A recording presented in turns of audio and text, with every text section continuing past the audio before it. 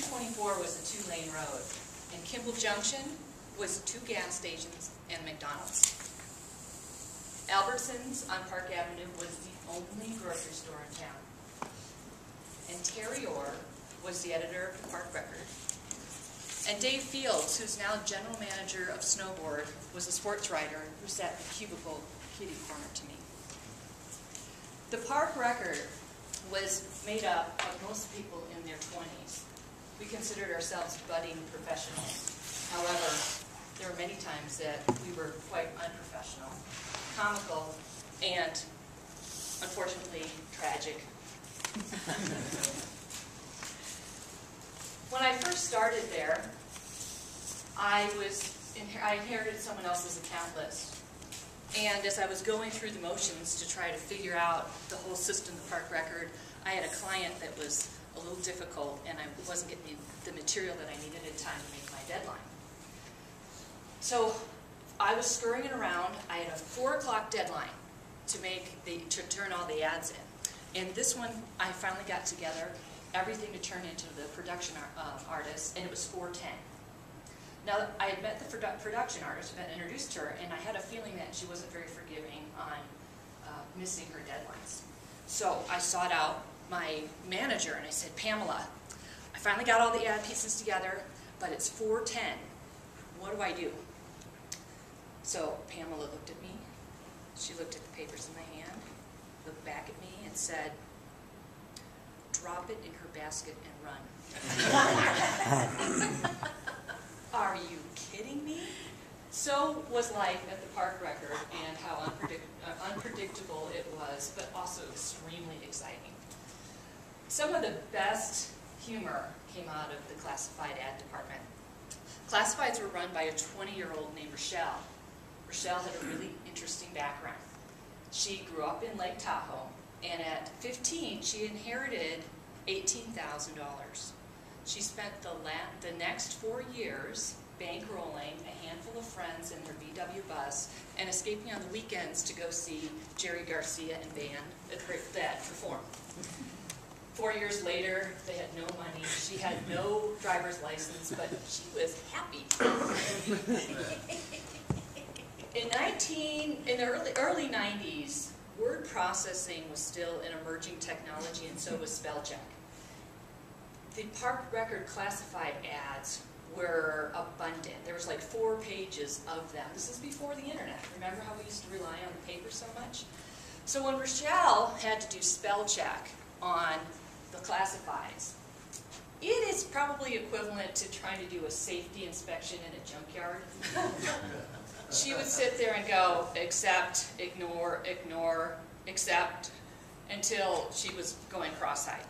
Well, with this methodology, there were a few very humorous mistakes that happened in the paper. For example, beautiful home in the Erie with 5 dicks surrounding it for entertaining or quiet evenings at home.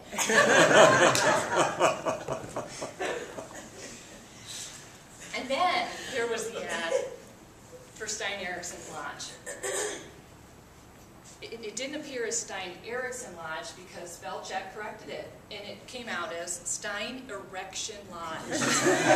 Now, Steins really thought that we had a vendetta against them, and this was something that we were trying to undermine them and their reputation in town.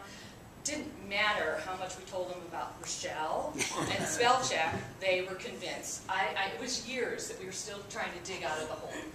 And then one day, I got a call from a woman who said, she's so polite, saying, you know, there was a problem with my ad, and I'm sure no one made it was just a mistake, and she's going on. And I finally said to her, ma'am, what did your ad say? And she said, well, I have a couple kids' bikes that I wanted to sell, but instead the ad says, we have 2 kikes for sale.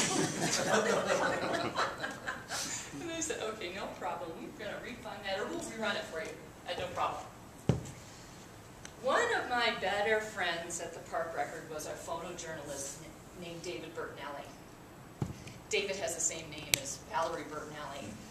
and people would always say, David, is Valerie your sister? Are you related to her? And he'd say, no.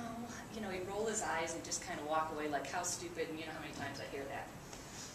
Well, I had another colleague named Tom who was an ad rep with me. Tom was this big, jocular guy who needed to go to cotillion school. So we were David, Tom, and I were in the dark room one day, and Tom decides to have guy talk. Do I look like a guy? He says to David, so David, that Valerie Bertinelli, man, she's got some hooters, doesn't she? Well, David, who was this affable guy, went from I watched his face, and it went from this real casual, friendly conversation demeanor to prize fighter. And I saw this transformation in him, and I'm like, oh my gosh, he is related to Valerie Bertinelli. David was ready to defend his sister's honor. So in that moment in the dark room, we all realized that David, in fact, was related to Valerie Bertinelli, and he became a minor celebrity amongst us. During my 7-year tenure at the paper, it grew from 13 to 23 employees. It doubled its circulation. It used to come out only on Thursdays, and then it had become a Wednesday, Saturday publication as it is now. The Real Estate Weekly, many of you probably remember this, it was a really thick tabloid. I mean, that was a money-making machine. But I had gotten married when I was there, and the job had gotten a lot more stressful, lots of balls in the air. I had been promoted to the advertising manager, and I'd also suffered 2 miscarriages. I was at my wit's end and needed a change, and I walked in and told our publisher, Andy Bernhard, that I quit. I need to move on. Well, it was a difficult time to try to employ people, and he couldn't find a replacement for me. So he called me in his office one day and gave me probably the most crass but flattering compliment I've ever received. He said, Tracy, I'll tell you what, I want you to continue working for me until you get knocked up again. And I stayed until I had my first child. Those were my tragic and comical days at the program.